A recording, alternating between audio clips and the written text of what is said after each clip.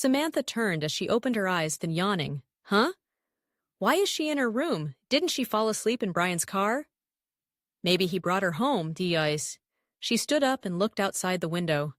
It was very dark, like it was either 11 or 12 in midnight. And why is it so— Oh my God! Samantha was saying when she gasped.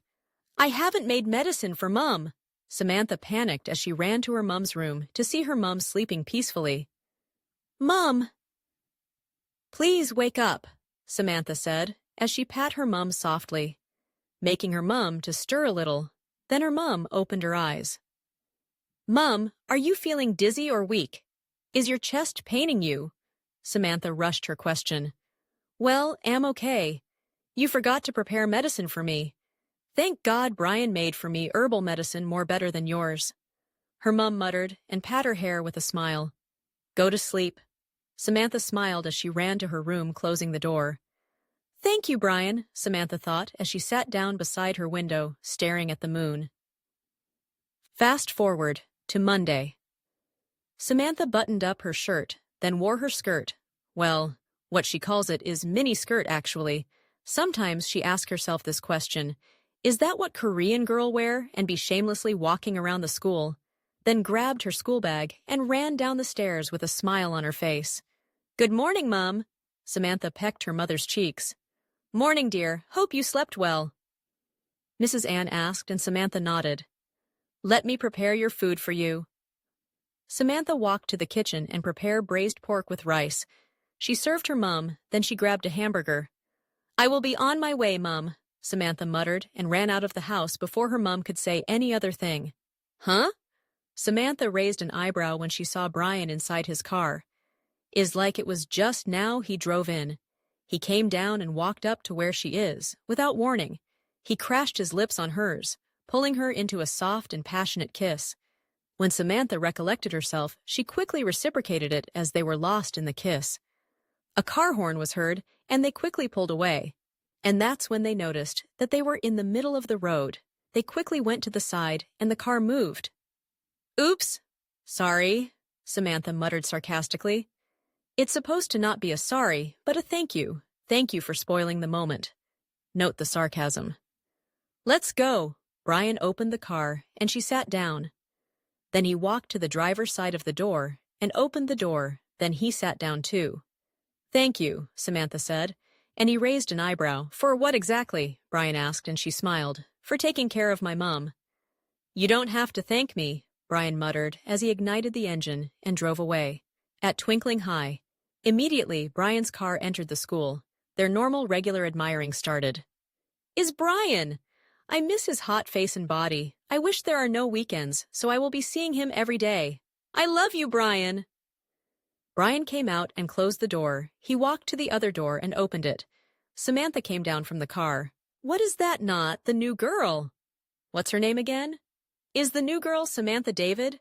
Did she just come out from Bryan's car? Gosh, I hate her. She must have seduced him. They are really dating for real. I thought it was a prank. Samantha smirked as she rolled her eyes. Yes, I seduced him. Samantha muttered, I knew it. I seduced him with my charms. Samantha smirked and was about to walk away when Bryan drew her back. Have you heard of the tennis competition between each teams? Bryan asked, and Samantha raised an eyebrow. Nope, is there?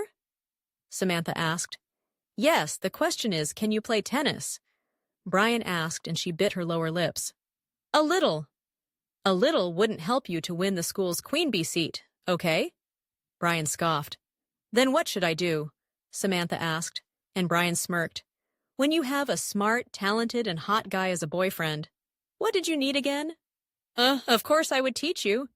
Yeah, my smart, talented, hot guy, but man, your boyfriend that couldn't wait for me to come to Korea before he started banging all the girls here, Samantha said sarcastically, and Bryan frowned.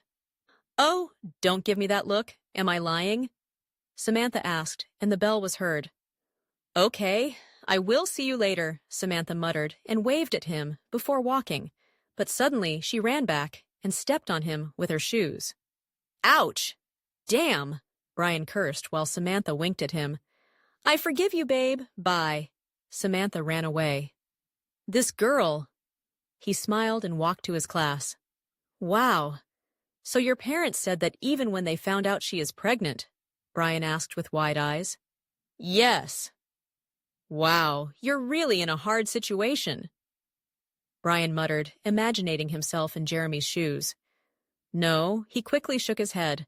Let him not even think of that. Have you talked to your parents? Bryan added. Yes, but they wouldn't listen. Jeremy pulled his hair. You talk to them in a rude manner. Give them reasons you cow. I know your brain will never tell you that, or else you want to marry her, Bryan scoffed. Like which reasons? Jeremy asked, and Bryan rolled his eye. If you don't know the reasons, you marry her.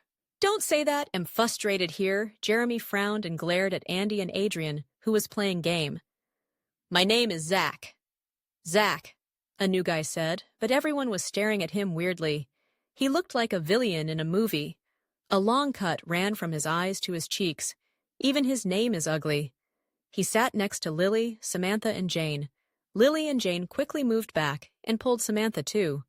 Hey, am Zach, Zach muttered, stretching forth his hand to Samantha for a handshake.